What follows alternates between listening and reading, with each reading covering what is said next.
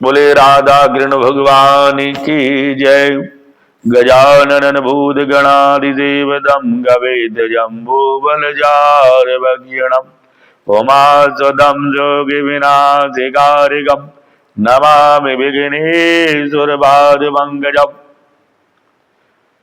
कार्तिक महात्म की 10वें अध्याय की कथा प्रारंभ हो रही है। आपको मेरी ओर से जय श्री राधे, जय श्री कृष्णा। नारद जी बोले, जिन दैत्यों को पहले देवताओं ने जीत लिया, इस समय पाताल में रहती थी। जलंधर का आश्रय पाकर वह निर्भय होकर, निडर होकर पृथ्वी पर विचरने लगी। किसी समय राहु के सिर की कटती हुई कथा, समुद्र मंथन की कथा जलंधर ने अपने गुरु शुक्राचार्य जी से मुख से सुना। जैसे उन्होंने अपने शुक्राचार्य जी के द्वारा ये कथा सुनी, तब तो वह क्रोधित हो गया और उसने घसमर नाम के दूत को इंद्र की सभा में भेजा और कहा कि आपने राहु के कटे हुए सिर की कथा मुझे मालूम है। समुद्र, मेरे पिता समुद्र सागर का जो मंथन किया, वह भी कथा मुझे मालूम है। इसलिए मैं चाहता हूं कि मेरे द्वारा युद्ध ना हो। इसके लिए मेरे उन 14 रत्नों को वापस लौटाने का आपको आदेश दे रहा हूं। इंद्र ने जब इस प्रकार की बात सुनी तो भयभीत हो गए और उन्होंने उनको बताया कि दैत्य के वध करने का कारण केवल शंकासुर, जो कि समुद्र में जाकर छुपा था, इसलिए समुद्र का मंथन होना था। राहु के सिर की कटने की कथा आपको पता है, इसलिए आप जाकर कहना कि इसमें हमारा कोई दोष या अपराध नहीं है। इंद्र ने कहा, हे दूत सुनो, जिस प्रकार समुद्र को मथा गया वह तुम बताना। शत्रुओं के अपहरण का भ्रम दूर करना। इस प्रकार जब दूत गया और जाकर इंद्र को मुख से कही हुई बात जलंधर को सुनाई, तो जलंधर क्रोधित हो गया। जलंधर ने जलन के कारण 10 दिशाओं में अपने मित्र दैत्यों को सूचना पहुंचाई कि स्वर्ग में, नदन वन में हमें आक्रमण करना है।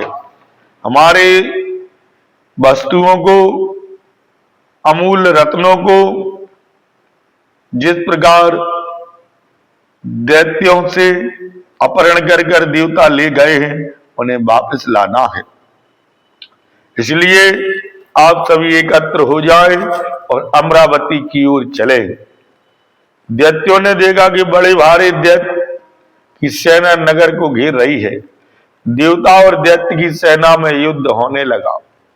मूसल, परिघर, बाण, गदा, शक्ति आपस में एक दूसरे को मारने लगे। रुद्र माने खून की धारा बहने लगी, मानो किसी जल की नदियां बह रही हो। गिरे और गिरने वाले लुदर में लथपथ हो गए। प्यादे रणभूमि की संध्या की बादल के समान से शोभित हो गए। मृत संजीवनी अभिमंत्र से बूंदों से युद्ध में मरे हुए दैत्यों को शुक्राचार्य दिलाने लगे। मृत संजीवनी के प्रभाव से जो दैत्य मृत्यु को प्राप्त हो गए थे, उनको जीवित देखकर देवता भयभीत होने लगे। सभी देवताओं ने गुरु बृहस्पति की आज्ञा से उन पर भी मृत संजीवनी की विद्या प्रारंभ हो गई। अब दैत्य और देवता जो मृत्यु को प्राप्त होते वह जीवित हो जाते हैं। मृत संजीवनी की जड़ी से देखा कि दैत्य कि ये देवता जीवित हो रहे हैं।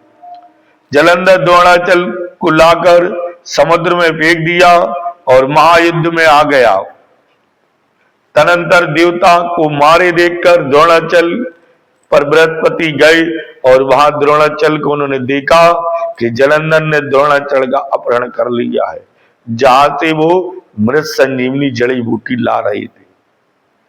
ऐसे जानकर भय से बेहाल होकर हाँफते हुए बृहस्पति आकर बोले, हे देवताओं, भागो भागो भागो।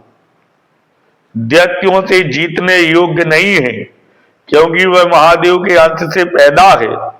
तुम लोग दैत्यों से अब सामना नहीं कर पाओगे। तुम लोग इंद्र की करनी को स्मरण करो। ऐसा सुनकर भय से बेहाल जलंधर से खदेड़ते हुए देवता सब देश विदेश की ओर भागने लगे। समुद्र के पुत्र जलंधर ने देखा देवता सब भाग गए। तब संघ, भैरवी और जन शब्द करता हुआ अमरावतीपुरी में प्रवेश किया। जब जलंधर ने अमरावती में प्रवेश किया, इंद्र के साथ दैत्य से पीड़ित देवतागण सुमेरु की गुफा में निवास करने लगे। सुमेरु की गुफा में जाकर इंद्रादि देवता जाकर छिप गए और जलंधर ने अमरावती पर अपना अधिकार जमा लिया। इति श्री कार्तिक महात्म्ये भाषा टीका युद्ध 10वां अध्याय नमः। अब हमें क्या करना चाहिए, तो बोलिए स्पर्श स्पर्श का ध्यान रखे। बोले राधा कृष्ण भगवान की जय, वृंदावन बिहारी लाल की जय।